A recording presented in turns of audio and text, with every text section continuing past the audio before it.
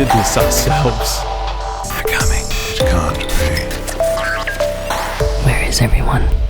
Hello, survivors. You're listening to the Apocalypse Postcast, a show about Armageddon fandom and the people living in the pre-apocalypse. Today, we're talking for the first time with Deirdre Kondrk, who's been running a festival in the Northeast United States, and they're going to be having their third event this August in Pennsylvania. They've got a wonderful, privately owned location dubbed the Green Place and host 4 days of post-apocalypse mayhem.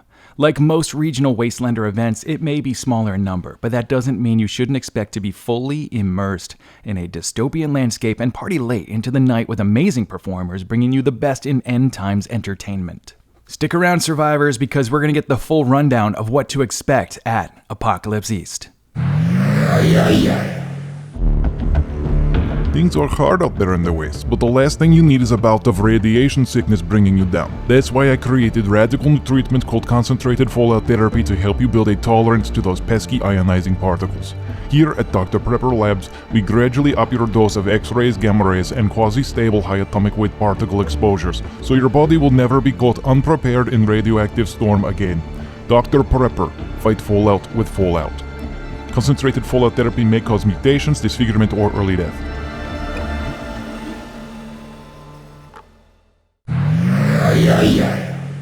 All right, well, welcome to the Apocalypse Postcast, Deirdre Kondrk. Hi, thank you for inviting me. Absolutely. Now, do you have a wasteland name, or is it a vampire-esque Dracula? Because No. I think that would be very fitting. Oh, well, thank you. Deirdre Kondracula. I had never even considered that. No. Really? Oh my gosh. I do. It's Imperator Devious, which came from Devious Von Doom, which was my roller derby name for years, Devious was given to me by my college roommate many years ago, so it's evolved over time. I love it, and that's so much more fitting for the post-apocalypse than the one I just made up. Awesome. Yeah, so tell me, what is this festival? Give me kind of an overview of what Apopcalypse East is. Well, it's something for the East Coasters who really didn't have anything before. We've never had, to my knowledge, any kind of a post-apocalypse festival, and I felt that it was sorely lacking on this coast. So I decided, I actually had the resources lined up already to do something like this, and I was thinking about it. I'm like, why not do this? There's so much that it's possible, and I just kind of bit the bullet and made it happen, because why not? We needed something. So, yeah. Awesome. That's so great. And so, okay, so it's a post-apocalypse festival. I imagine it's kind of based on what Wasteland Weekend's been doing, because most of them are. Mm-hmm. Yes. I've kind of followed that. We have a lot of DJs and bands, and just a lot of entertainment lined up. And I've heard a lot of people think that it has a great amount of entertainment for the time that we have there. It's a little shorter. We start on Thursday instead of Wednesday. I'm not planning to expand that, but there is another aspect of it that I am possibly thinking about making happen. Ooh, do we get a teaser, or are you going to keep that secret for now? I have been kind of keeping it secret. A couple of people know a little bit, but I'm planning to expand to a second festival in the spring of cool. A slightly different take on the apocalypse. Nice, because the workload's not enough. Is that what you're saying? Never. Awesome. And are you guys like costumes mandatory and theme camping? Kind of give me a picture of what things look like there. Right. We do have, it's fully immersive. So yes, costumes are mandatory. That's really the only thing that we take very seriously. The first year we actually had somebody show up who was a photographer, and we told her costumes are mandatory. And she's like, but people don't take me seriously if I'm in costume. They get kind of weirded out, and we're like, this is a completely different thing than you've ever done before. And she didn't really understand it. That's funny. But that's the only problem we've had with that as of yet, and hopefully that doesn't continue at all going forward. Last year was fantastic. Everybody was completely immersed in costume, and we do have a city area. And if you have themed camping, you can camp in the city. If you have themed vehicles, they can be in the city. It's much smaller than other festivals, but we do have an area for that. And if you don't have themed camping or themed vehicles, then there is an area outside the city that we have parking and camping in. That's great. And what's really cool is, so I've talked to a lot of different festivals now around the world. The one about the first Australian festival called ApoxEclipse just came out 2 weeks ago on the show. And everyone's kind of taken that lead from Wasteland, where there is that fully immersive themed area. But then people who can't quite bring a fully themed camp, they just go on the outskirts. And so as you get closer to the center, it just gets more and more immersive. And I think that that's so cool that, all these festivals, yours included, across the world, they're all kind of doing the same thing. So you kind of know a little bit of what to expect with everyone kind of doing their themes this way. Yes, we absolutely try to keep it in that aspect. And as of yet, we're succeeding. We have, like I said, we have a good sized field area that people camp out in. We have cabins that people can reserve for staying in during that time. And we also have a huge barn, a 14,000 square foot barn on 2 levels that we've mostly completely converted over to being post-apocalyptic. So it's a pretty good sized, it's not huge, but it's a good sized, fully immersive area.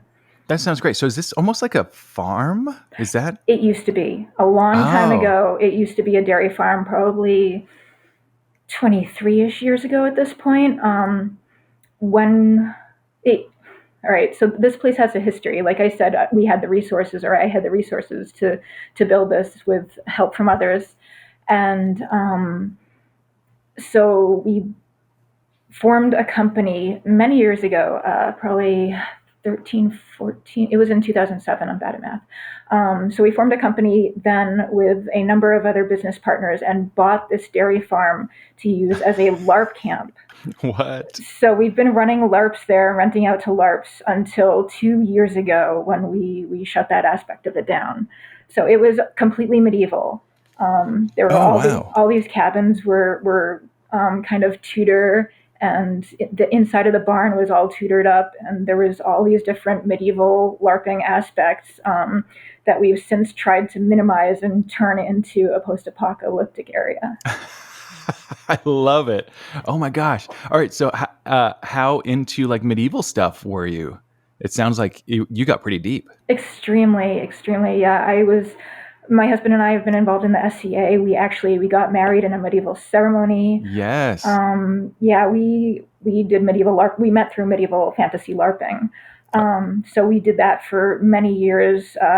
We owned a game that played on this current campsite, and that has since been sold off.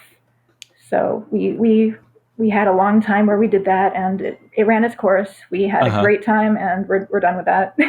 Got it. So we're done with the medieval aspect altogether, or you just done doing that game? For the most part, altogether, we might go to Pennsic again in the future, which is the biggest that's on my mind, obviously. Yeah. Biggest SCA event in the world actually is only a couple hours from us, but we haven't been to that in years. Okay. Now, it's really interesting that you mentioned like medieval, like Renaissance. Okay, so normally when we're going to like a Ren fair or something like that, we're putting ourselves in the shoes of the best to do people of the time, right? Mm-hmm. The people that had enough food, the royalty, the entertainers, the ones that were treated really well. But medieval times, the Dark Ages, and even the Renaissance, most people lived basically in a post-apocalyptic world because just staying alive was a struggle every day. There was tons of disease. People killed each other just kind of willy-nilly. Do you see a connection here between like Renaissance and post-apocalypse? Absolutely. Definitely. They just might have had slightly less technology. Like there's always some kind of something you can build off of in the post-apocalypse using the remains of society today. And they didn't have that then, but that's the biggest difference as far as I can tell. Yeah. And of course the costumes are slightly different. Right.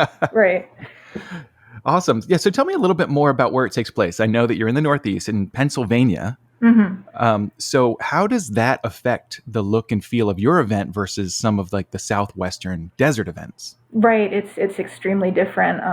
We don't have a desert to fully immerse yourself in, but we do have a lot of greenery. The lawn grows at an amazing pace. I have to be up there constantly cutting the lawn so it's not stabbing you if you're in bare feet, which some people do. I recommend against it because, like I said, it's an old dairy farm and you can find rusty bits of pretty much anything if you look. Oh yeah. But yes, it is very green, and that's why we are the green place. We're surrounded by trees. There is a road on one side, which we try to hide from as much as possible. We have a wall on one side of the barn. The barn basically butts up against the road, and we have a big barbecue pit on in between the barn and the road, which we will have this year, Awesome. and we had last year. And is that kind of like a bring your own meat, use the barbecue, or are you serving up for everybody? Oh no, we have a barbecue vendor that comes in and they put on an amazing show and Awesome. and people last year loved it and people have already been starting to ask about it for this year. So yeah. Oh, so cool. And that's not the only amenity you've got built in. I hear rumors that you may have showers. We do. There are only 2 showers, but they are very roomy. So you can, if you feel like it, you can pack more than one person in there, which has Oh, happened. very nice. Has happened in the past. And we do have a couple of sinks in the same. We have a whole one. It's a good sized room for a shower room, and so there's room to change in the showers if you feel more comfortable with that. There's a couple of sinks in there, and we have a kitchen which is not available to anybody, but we'll have somebody else cooking in the kitchen for anybody who didn't bring their own meals also. Oh, gotcha. So you'll have the barbecue and a regular kitchen. Right, exactly. Kind of serving up. Oh, sweet. Man, you guys really are kind of putting together the like the carnival cruise of apocalypse festivals. That's a great way of putting it. I like that. Oh, and also you mentioned the cabins.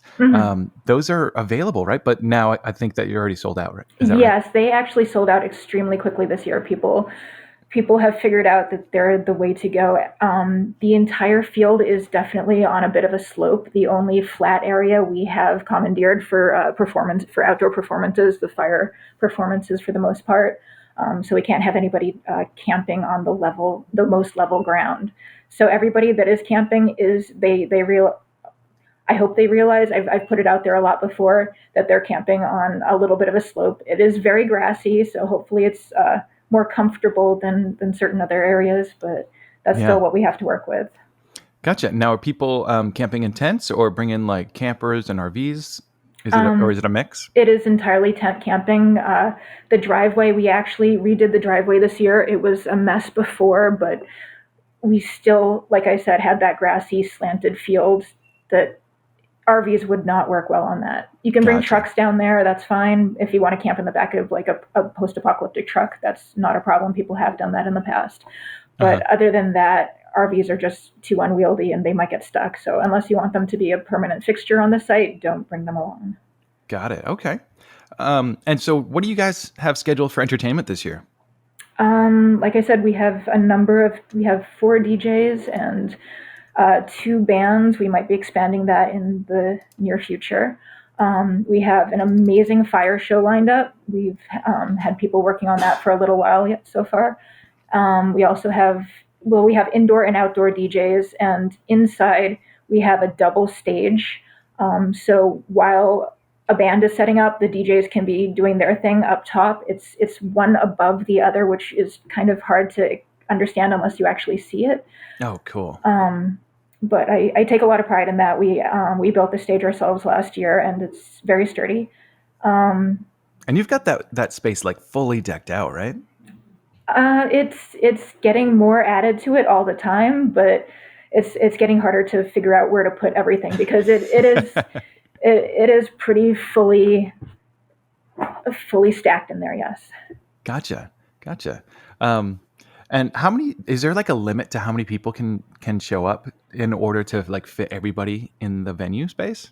It is a 14,000 square foot building, and there is a lot of outdoor space. It's actually, if we wanted to make it a lot bigger, we probably could, but I don't feel comfortable with that because the driveway is, even though we had it redone this year, it's not super exciting. It's still steep. And the parking is, while we have a whole other field for parking. We could fit a lot more. I'm just not super comfortable with it. Gotcha. Yeah. That might change in the future. Like if we have a lot more people interested in coming out, we probably could. But I'm gonna take that as it comes. Okay, cool. And so being in the Northeast in Pennsylvania, we've got the green space, but that comes with a couple things, right? Mm-hmm. There's a chance of rain. Oh yeah. And you've got to deal with bugs that you don't have to deal with in the desert. Can you tell me a little bit about like what kind of preparation people need to think about if they're going to come to a event on the east side of the world, or of the United States? If they've been to the Wasteland, it's actually kind of similar to that, where you need a change of costume between the day and the night. People have been worried in the past that it stays hot there because it is in Pennsylvania, and it's in the mountains. So it cools down quite a bit at night. And if you're camping, you don't have to worry about it being overly warm at night or not having AC or something like that, because you'll be comfortable to cool in a tent. If you're in a cabin, they are insulated, and the rooms that we have inside are also insulated, so they are much more likely to stay warm at night. And we do have fans in all those. There is electricity in all the rooms in the cabins. So we have taken precautions for that. But yes, you definitely want a change of costume between the day and the night. And if you can have rain gear, that is also a good idea. Last year, this wasn't an issue, but our first year, 2 years ago, we had crazy rainstorms each day, and they were very limited in time. It was strange how they worked. The rain would just start, it would downpour for like 15 minutes to an hour each day and just stop, and it was beautiful the rest of the day. It was like mid-70s the whole time. The weather was absolutely gorgeous, except for these crazy rainstorms that happened once a day, every day. So. Nice. And did people do a good job of like decorating their umbrellas and raincoats? Was that all in theme? I actually didn't see too many umbrellas. Oh, people just let it hit, huh? Well, their tents, they basically just left, because what can you do? And everybody just dove for inside. That's why it's great to have such a big building. Like people were inside playing games and doing whatever they do, hanging out, eating inside, and everybody just there's actually a video. Somebody took a video of going over to the huge double doors that we have and opening them, and it's white out raining. It's crazy. And then it just like dries up, because the sun is strong out there too. So once it's over, and that didn't happen again last year, thank God. Yeah, cool. I know that so Atomic Falls just happened a few weeks ago, and I saw some pictures where there was standing water after the rains to, where your shoes would be completely underwater. But I guess with you guys being kind of camping on a hill, you wouldn't have to deal with that so much. No, once the rain is done, it's basically gone. I mean, it stays on the grass for a little bit and then it dries up. Usually the sun is relatively strong, so it takes care of that, and we haven't had any issues with standing water. Awesome. I know you've got the bands and the DJs. Do you do any like theatrics? Because I know like Ren Fairs, it was always all about like these sketches or, kind of improv. What else is happening outside of music? Like I said, we have the amazing fire performers who also do different types of dancing during the day, indoors even. We have what are they called? The little, I want to say jail cell. That sounds wrong, but it's basically what they are. Yeah, on either side of the DJ booth, on the top part of the double stage. So while DJs are going go dancing, like in the little jail. Nice. Yeah, I can't think of the word for that right now. But cages, right? Yes, cages. Thank you. So we have that going on. They the same Bangarang tribe is the name of my fire dancers. They are fantastic, and they put on a couple of different I don't know if you'd call them sketches, but performances over the course of the weekend last year, and I believe they're planning that for this year also. They have previously been based out of New York City, but this year they're all over the country. They've been out of Vegas a lot, and they're traveling to Los Angeles. They've been traveling all over, so they're learning new things and bringing it back to ApoxEast. Very cool. Mm-hmm. Oh, that's so great. And I know at Wasteland several years ago, tribes started to kind of create their own entertainment, their own missions. Yes. We've got like the bounty hunter game over there. Does anything happen like that that's like festival wide? Yes, absolutely. We have some vehicles that show up being post-apoc out, and this year they're putting on a what are they calling it? The Rusted Wreck car show. Oh, I cool. want to What's say. that? So it's basically they're putting on a car show for anything or a vehicle show. It doesn't have to be a car. It could be anything, 2 wheels to Yeah. 4 wheels, or even more if people bring something like that. But one of the tribes just decided that has to happen, and so anybody who has a vehicle with a motor is allowed to enter. And it sounds like they're doing some kind of, now I'm not exactly 100% sure on this because I'm not really involved in it, which is great. It's one of the first things that's happened without my entire overseal. So I think people are just like bidding on who they think has the best vehicle, and Cool. they're gonna have some kind of award, I guess. But again, I'm not entirely privy to what's going on, which is 100% good with me. Right. Cool. And how many people are you expecting this year? Because this is what your third event coming up. Yes, it's the third year.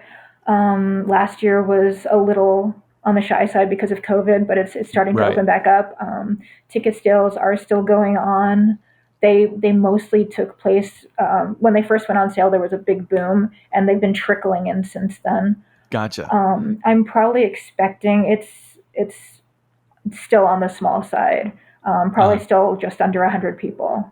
Gotcha. Cool. And it's really interesting because Wasteland Weekend 2019 was just about 5,000 people, and there's a lot of people that have been going to the event for several years that always talk about like what Wasteland was like in the beginning when it was smaller, more intimate. You could have a lot more downtime, and you got to know the people you were there with just that much better because you didn't have to spread your time out. And so a lot of these smaller events across the U.S. they offer that, where it's much more intimate. You can kind of you don't have that same FOMO because everyone moves together from one entertainment venue to the next, and there's only like one thing scheduled at a time because there's not enough crowd to have multiple stages going. Right. So I think that is something really unique in that these smaller regional festivals can kind of offer what Wasteland Weekend was back in the day while also putting their own spin on it. Does that make sense? Yes. And we try to do that. I try to schedule things out so that we're not conflicting because, as you said, it is such a small event that we don't have many things going on in many places. So we are able to do that. And if you want to be somewhere, it's easy to get somewhere. It's not a huge area. So you're able to see, if you want to see everything, you can see most things. I don't know if you can see 100% everything, but that's the fun in it. Yeah, no kidding. And I imagine you get plenty of people there that literally can't make it to some other event, so they're really taking advantage of just how close it is. Yeah, a lot of people I've been hearing them say they want to get to Wasteland for years, and that's just not in the books for them. It's not easy to get there. Like this year, I had so many things I had to do to be able to make it to Wasteland, and a lot of people just aren't able to swing that, and I completely understand. And like I said at the beginning, that's why I made this, is for the people that just aren't able to make it out there for one reason or another. Right. Well, cool. And yeah, because coming from New England, or not New England, but the Northeast, or anywhere on the East Coast, it's about a 3-day drive to get to Southern California. And most people like to drive because that way you can bring all of your supplies. If you're going to fly, you're down to just a couple of bags of costume, and you can't bring your weaponry, and you obviously can't bring your car. So yeah, people will drive, but 3 days there, 3 days back, that's a week already. And most people, they suffer their vacation time. So they have to, make every day count. So it's really great that so many more regional events are popping up. Yeah. Tell me, what do you? So I know that you're kind of backing away from Renaissance stuff. What has grabbed you about the post-apocalypse and post-apocalypse events so much that you had to put one on for yourself? I love the aesthetic. I love Road Warrior. I love the Mad Max movies. It's just so much about it. It's exciting and different, and uh, yeah, I used to love the medieval thing, but we did that for so long, my husband and I, and it got old, and this I feel like I'm going to be with this for a much longer time. Awesome. And what are there any like post-apocalypse projects, like movies, books, video games, comic books? What's been kind of your biggest influences? Um, I love the Mad Max movies, but at the same time, like I said, we have the Green Place, so we can't really work with that so much. I'm really looking forward to seeing Furiosa and seeing what the Green Place was. I'm assuming that'll be a good chunk of that. So we'll see what Furiosa came from in that. Um, but otherwise, uh, we just got done watching The Outsiders, which is not post-apocalyptic, but it has a very post-apocalyptic feel. So I enjoy that a lot, and I'm going to see if we can incorporate anything from that, possibly. Do you mean like The Outsiders with Pony Boy? No, the TV show. It had the actor that played Opie in Sons of Anarchy. Oh, okay. But yeah, we just got done watching that, so that was a little inspiring. Even though it wasn't actually, it took place in modern day, but they lived sort of in a post-apocalyptic way. Yeah, isn't that kind of funny how relative it can be at times? Yeah. Right? Because yeah, like one of my things is that most apocalypses, and this is pretty much for anyone that's going to be alive for now, apocalypse happen locally because a flood or a power outage or a supply chain issue can create these like little things that completely rock your world, and your life can change. Most of the time, thanks to it being localized, things can get back to normal pretty quick. But we're highly unlikely to see a worldwide apocalypse anytime soon, just because the world is that big and we have enough like control systems in place. But there are definitely people all around the globe that are living in what we would today call an apocalypse, where they don't have enough food. They're living primitively in certain places. And even here in America, the richest country on earth, we have entire neighborhoods where people are really struggling to get by. And so, yeah, it becomes very relative when you think of it that way. Yeah, no, definitely. After hurricanes hit or just in impoverished places, it's really just sad, and hopefully they can be helped along. Yeah. So what do you see for the future of Apopcalypse East? I know you guys are doing yearly events. You're thinking about a possible second event, but do you want to see it grow? Do you want to kind of keep it small? What do you think? I want to keep it on the small side, not as small as it has been, but I don't want it to get as huge as, say, Wasteland, for example. Just because I always hear at bigger events, in both the post-apocalypse and the medieval societies, that the people enjoy events better in their beginning years before they get huge. I keep hearing that over and over, like no matter what type of event it is. Yeah. Dragon Con, for example, and I want to stick with that.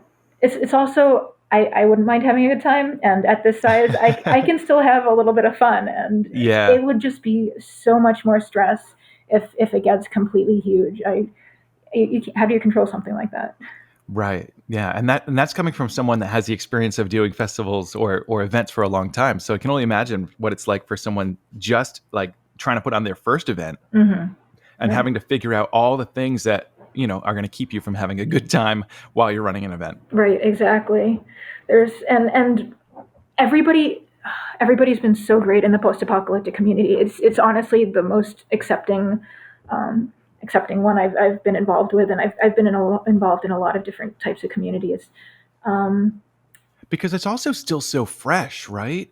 The post-apocalypse community, like there's been post-apocalypse fans out there forever, but as far as this like post-apocalypse festival thing, that's pretty new. That's only a decade and change old, really. Right. And so, yeah, where we can kind of figure out our rules as we go, and everyone can have the chance to like add to it and be a part of kind of creating it still. Whereas Renaissance festivals have been going on for the better part of a century and possibly longer. I have no idea, but there's a lot of rules, right? Like there's ways that you should talk. There's words you shouldn't use. There's all sorts of things that would be blasphemy at a Ren fair that can still kind of fit. You can make it work in a post-apocalypse world just by rusting it up and throwing some dirt on it. Definitely, yeah. We're much more accepting of. Well, I don't want to say that, but it's easier to just be yourself. Like we don't require you to make a character or anything like that. The most we require is dressing as a character, but not becoming that character, basically. Right. All right, and like most other festivals, I imagine you guys don't do like zombies or aliens or mutants or anything like that. No, we don't, but that is actually part of the one that I'm planning come the springtime. I'm still toying around with different names for it, but it's going to be something along the line. I like the idea of Apox Unlimited, and cool. Zombies will be allowed, power armor will be allowed, anything you want to do, as long as it has some connection to the apocalypse, bring it along. Oh, cool. So it would be more like a little bit more sci-fi-y. Yes. That's cool. Oh, I like that. Mm-hmm. Oh, that'll be tons of fun because then you can get some mechs in there. I'm hoping it's going to attract maybe not a different crowd, but a more open-eyed crowd. Some people more willing to work on like something outside the typical of the post-apocalypse. Right. Oh, that'll be so fun. And how has is there a big post-apoc fandom in the Northeast? Like, have you been able to find your people up there? There are definitely some hardcore fans, but they're fewer and farther between from what I can see. There are a lot of people that say that they're super excited for this, but then I never see them anywhere. So it's really I think it's more difficult getting people out. I don't know what it is about the desert; it just calls people. Yeah, there is something about that. Maybe it's just that all right, Burning Man is obviously the biggest of its kind. And I think that having that connection, even if it's just through the landscape, it's very attractive. Mm-hmm. One of the first things my husband said when we first made it out to Wasteland Weekend, and we've been doing fully immersive events like in the medieval areas for a long time, and he immediately said, "This is the most fully immersive environment I've ever been involved in," and it's absolutely true. Everywhere you look, it's 100% like in theme and gorgeous out there. Oh, it's absolutely beautiful. Yeah, cool. And all right, so when is Apopcalypse East, and how much are the tickets? It's August 19th through 22nd. That's Thursday through Sunday, and as in a lot of other festivals, Sunday is pretty much clean up and go home day. You're welcome to stick around as long as you'd like, but by around noon-ish, people are, for the most part, out of there.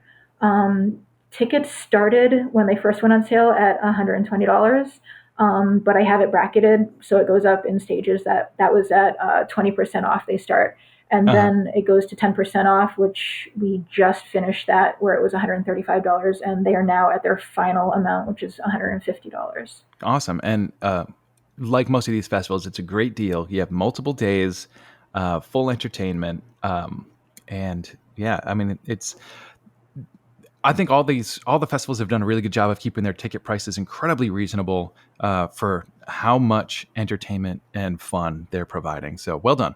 Thank you. Yeah. And do people get to show up early if they need to set things up, or is it kind of everyone shows up at the same time? We try to keep everybody, for the most part, arriving Thursday, 9 to 10 a.m. is the earliest we like people to arrive, unless they're part of staff somehow helping set up or have helped with something that needs to be done just before the festival. So there's just a couple people we've okayed to arrive previous to that. Mm-hmm. Gotcha. Okay, cool. So where can people find more info? Do you have a website, Facebook? And give me all your socials and your website. Okay, we can be found at www.apoxeast.com. We also have 3 various different types of Facebook pages where it's Apopcalypse East, or ApoxEast 3 is the event site. And then there's the group, which is Apocalypse East dash the Green Place. Oh, so fun. And will you send me those links so I can put them in our show notes? Absolutely. Cool. Awesome. All right. So, and also Instagram is ApoxEast. Oh, perfect. So APOXEAST for most of these, yeah? Yes, absolutely. All right. Cool. Well, that's all my information stuff. Is there anything else you want to talk about for Apocalypse East? Like, I don't know. Any fun stories? Let's go back to the any fun stories. Of course. Oh boy. Yeah. I'm gonna throw out some ideas and see if any of them catch. Have you had anyone show up that's never been to an Apocalypse festival and been able to witness them like figure this thing out? There have actually been many people who have never been to a post-apocalypse festival before. And most of them try really hard in their costuming, and they do incredible things. There are obviously a good number of people that do Wasteland Basic. We've had good friends who were actually part of our wedding. They came out last year, and the husband he did dirt biking for a long time, but he hadn't in years, and he decided for this, like, he had to get back into dirt biking. So he went out and he just like bought, I don't know if it was the first bike he saw, but he just got a bike immediately, and his wife was like, okay, I don't want to be left behind. So he got her a bike very shortly after, and they just, they post-apoc them up and they look great, but they've been going out, into, they live out in like the coal mining area, and they've been taking their bikes out on these trail rides in what used to be coal mines that have now been like opened up to trail riding. Oh, and wow. Just going for it and on these like, and taking like all day to do it, like 8-10 hour trips. It's crazy how much they've been doing it. So they came out to the event, and they've never been like off like shale. They've been doing everything on like rocky, like scary stuff that I wouldn't want to do. I'm also not a hugely accomplished biker, but I try. But this is their first time on grass, so they're loving it. And they're just like ripping around the outskirts of the festival, like safely. We don't have a 5 mile an hour speed limit because we have a very different terrain than ApoxEast, and you're able to get like farther out in certain areas. So they've just been having the time of their life, just riding around on their bikes on nice soft grass, which they're not used to. Right. And my husband did a lot of that with them last year. Oh, so fun. Yeah. Nice. Yeah, I remember in the early days of Wasteland, you could get outside the event space and pretty much tear it up. Mm-hmm. And that's another reason why going to festivals when they're smaller is so great, because they don't need to have as many rules. Like Wasteland at this point is so large, and they need to get like a corporate level of insurance. Right. And so, in order to make it so that everyone's not spending $1,000 on tickets just to cover the insurance for doing really dangerous things, we do mildly dangerous things like drive around at 5 miles an hour.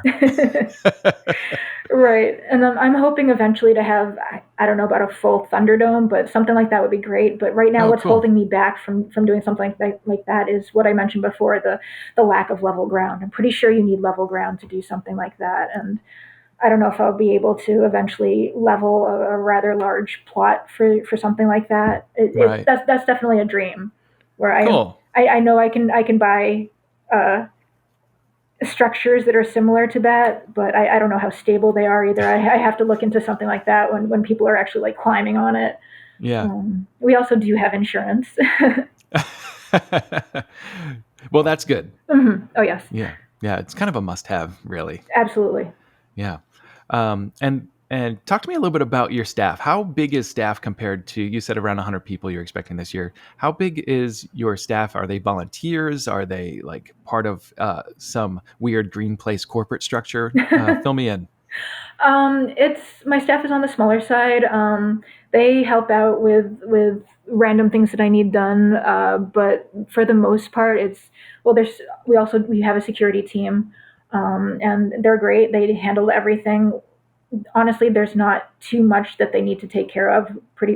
Everybody, for the most part, that attends they have a wild, crazy time, but they do it in for the most part, safe manner. So we don't have to worry about that too much, and I hope that doesn't change. Oh, good. But yeah, I have my security team. I have my staff that's made up of, they do a lot of, they wear many hats. They're made up of my head bartender, my cook who is out of the kitchen, my just all around general manager type. So it's a smaller staff, but they do what needs to be done. Gotcha. Oh, very cool. And are you still looking for volunteers if anyone's interested? We might be looking for another bartender. We possibly are looking for another security person. We lost one pretty much at the last minute. Uh-huh. She just moved back to Texas, or was about to move back to Texas. Other than that, we're pretty well set. Okay, cool. So if you guys know how to shake up some drinks or know how to tase people, get in touch with Deirdre. Sounds good. Awesome. All right, last up, just summarize this event for people who've never gone. Why should people come to Apopcalypse East? If you want to have a wild, crazy time in an area that you've never done anything like this before, like if you've always been entranced by Mad Max movies or other post-apocalyptic movies and just never thought that you would be able to do something like that in real life, come on out and have a good time. Awesome. I love it. All right, cool. Anything else? I think we've got it. Yeah, that sounds like pretty much it to me. Cool. Of course, I'll think of something half an hour after we're done, but that's the way it is. Okay. If you do think of it, let me know. I'll tack it on to the end. All right. Perfect. All right, guys. Well, thanks so much for tuning in to learn all about Apopcalypse East, or as it's known on socials, ApoxEast. Thank you so much, Deirdre, for coming on and filling us in. Thank you so much for having me. All right, survivors, that's going to wrap us up for today. Do me a solid, and wherever you're listening to this, whether it's on YouTube, Spotify, Apple Podcasts, or anywhere else, if you can leave a review, please do it. Leave a thumbs up, like it, subscribe to it. And of course, if you enjoyed today's episode, send it to your friends. And if you hated it, send it to your enemies on a Chernobyl postcard that reads, "Wish you were here." I'll see you next time, survivors. Stay alive. And days and days and days and days. Hey survivors, Makeshift here to remind you that the Apopcalypse Post is brought to you in no small way by our Patreon supporters. Join the ranks for early access and exclusive content with support levels now named for fancy Fallout-ridden factions like the $2 per creation Drifter or the $7 Wastelander. Knowing you've got my back has helped me dedicate more time to this channel, spreading love of the post-apocalypse, and less time on stupid real-world stuff. Sign up right now at patreon.com/theapocalypse post.